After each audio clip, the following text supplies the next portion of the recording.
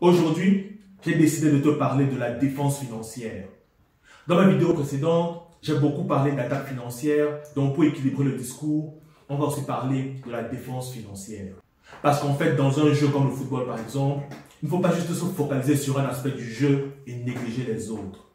Pour gagner, il faut maîtriser son attaque et aussi maîtriser sa défense. Vous l'aurez deviné, nous allons continuer à nous appuyer sur notre analogie sur le football afin de faciliter la compréhension. Dans cette première vidéo qui traite de la défense financière, nous allons commencer par le commencement en nous posant la question suivante. C'est quoi le but de l'épargne? Peut-être as-tu déjà ta réponse toute faite, mais je te promets que tu risques d'être surpris à la fin de cette vidéo parce que tu ne verras plus l'épargne de la même manière. Donc, reste jusqu'à la fin.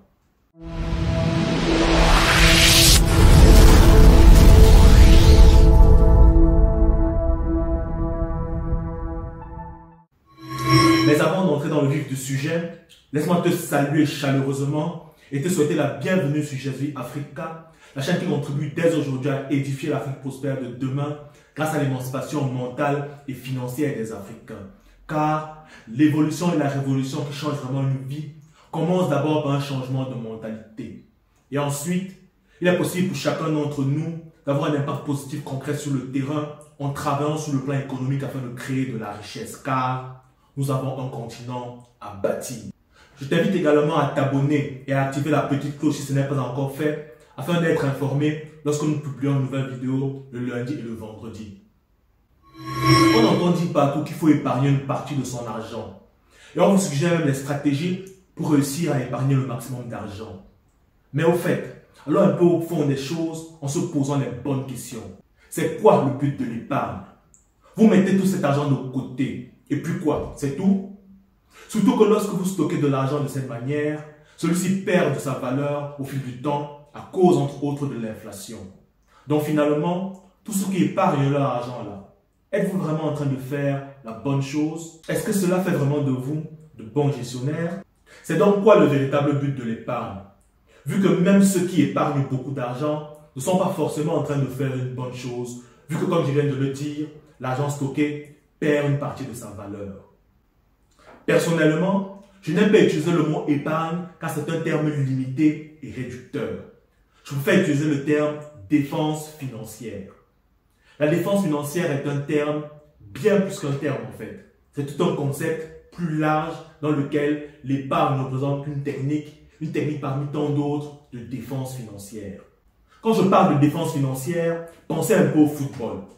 Pensez à la défense dans une équipe de football, c'est-à-dire l'attaque d'un côté, la défense de l'autre. Cette défense, justement, c'est un système mis en place par l'équipe, une organisation de l'équipe et une stratégie de jeu défensif dont l'objectif est d'empêcher à l'équipe d'encaisser des buts. Donc, au regard de cette nouvelle approche, si tu veux apprendre à mieux gérer ton argent, la bonne question n'est pas « c'est quoi le but de l'épargne ?» Non. La bonne question à te poser est c'est quoi le but de la défense financière? Et c'est quoi le but de la défense financière? Le but de ta défense financière, c'est de protéger ton argent. Oui, au football, le but de la défense, c'est de protéger les goals afin d'éviter que l'équipe n'encaisse des buts. Et concernant tes finances personnelles, le but de ta défense financière, c'est de protéger ton argent. Tu comprends donc dans ce contexte que l'épargne n'est qu'une technique ou une stratégie parmi tant d'autres que tu peux appliquer pour protéger ton argent. Mais tu comprends aussi tout de suite que si tu veux protéger ton argent, appliquer une seule technique ne suffit absolument pas. Un peu comme au football. Si les défenseurs se contentent juste de dégager le ballon dès qu'ils arrivent dans leurs pieds, ça ne suffit pas pour gagner le match. Il faut développer un véritable jeu défensif dans lequel on combine plusieurs techniques ou plusieurs stratégies de jeu, un peu comme vous voyez à la télé. Et c'est la même chose avec l'argent. Dans tes finances personnelles, il faut développer un véritable jeu défensif qui a pour but clair de protéger ton argent. Donc retiens ceci. Du côté de l'attaque, l'objectif c'est de marquer des buts, c'est-à-dire gagner le maximum d'argent. Et du côté de la défense, l'objectif c'est de ne pas encaisser de buts, c'est-à-dire protéger ton argent. Et l'écart entre le nombre de buts marqués et le nombre de buts encaissés représente ton niveau de richesse.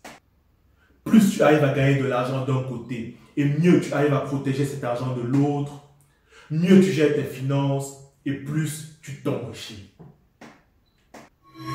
Merci d'avoir suivi cette vidéo jusqu'à la fin.